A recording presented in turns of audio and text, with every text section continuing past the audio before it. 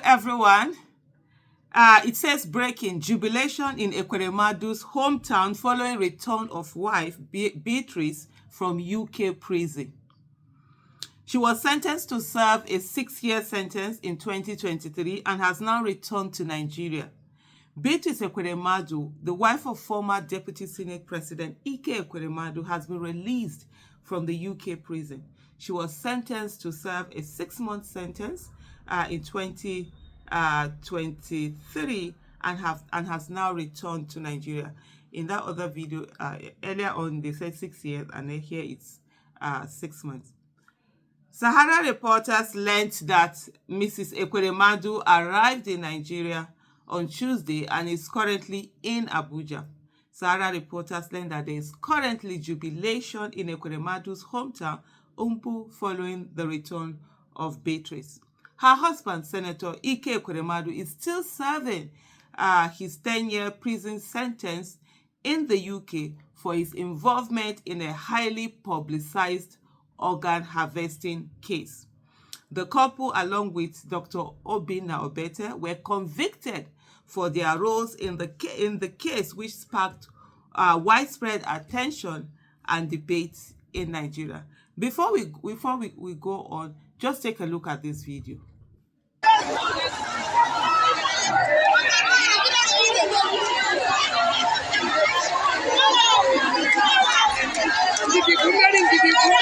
This is audio.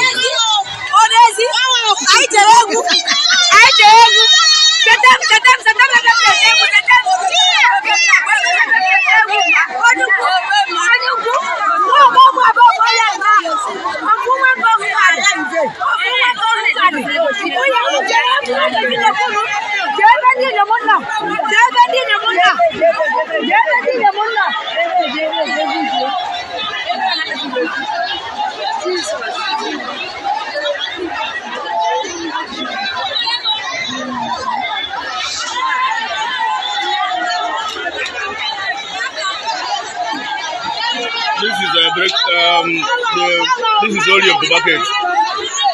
The women of Umpa are rejoicing that they heard the good news that the wife of the stable Professor Ekweremadu has been released.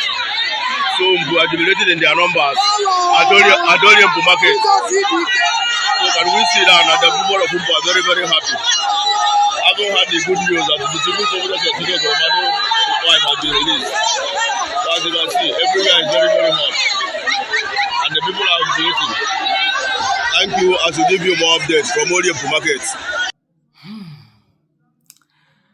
That is it in Nigeria. Well, we'll still look at some of the comments that are coming on. There are some who, I saw a particular comment where someone said, yeah, she has been sentenced, to jail. She left their lesson and they've moved on. And other people saying that the people, as far as they are concerned, is a bag of rice and a bag of beans that they will usually be given that they will be thinking about.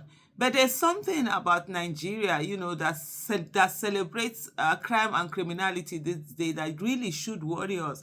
I saw a video. I'm going to do a separate video on that anyway. I saw a video of a naming ceremony where someone was actually praying that a child that had just been born will be one of those that will steal money from Nigeria.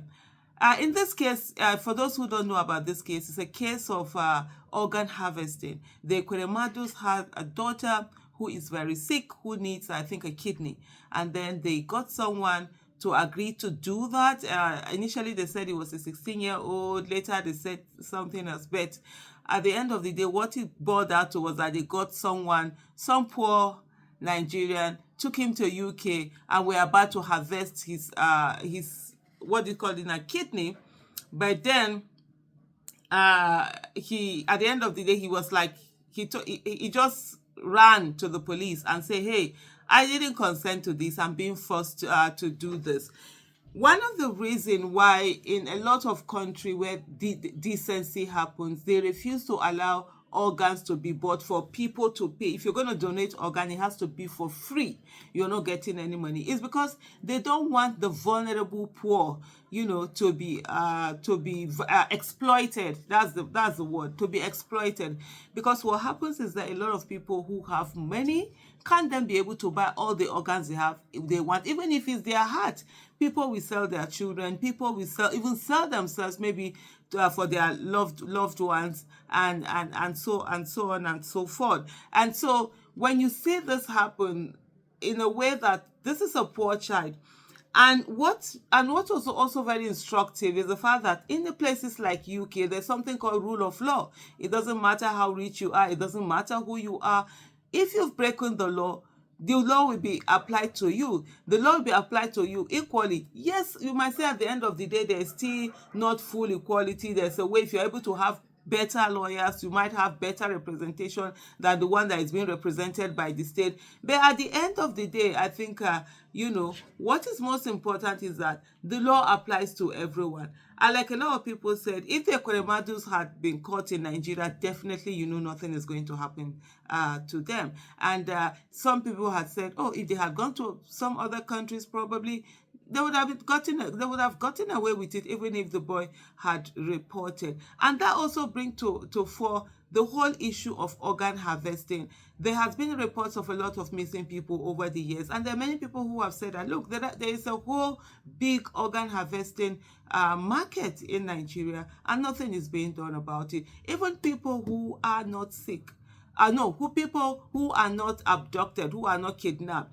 you go to the hospital and they take one of your organ or the other without you even knowing. We got the case, I think, about 2-3 years ago in it was Jos Plateau State, where a woman had gone for routine checkup, or she was sick. They were doing some scan, and the doctor is saying to her, oh, you've donated your kidney. And she was like, no, I've never donated my kidney.